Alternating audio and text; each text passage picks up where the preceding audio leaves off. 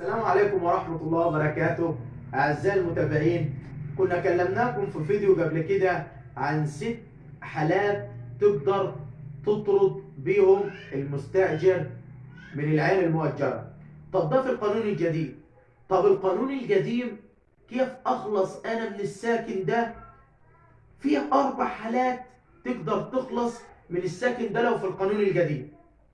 أول شرط إنه يمتلك شقة سكنية ومر عليها 3 سنين في نفس المحافظة، ويكون بعد العد اللي انت عامله له.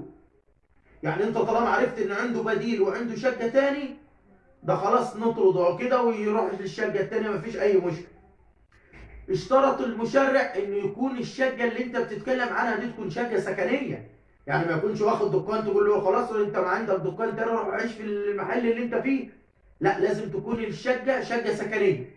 ده اشترط المشرع شرط تاني، قال لك لازم تكون داخل المحافظة اللي هو فيها، ولازم يكون مر عليها 3 سنوات، يعني واخدها ديله 3 سنين.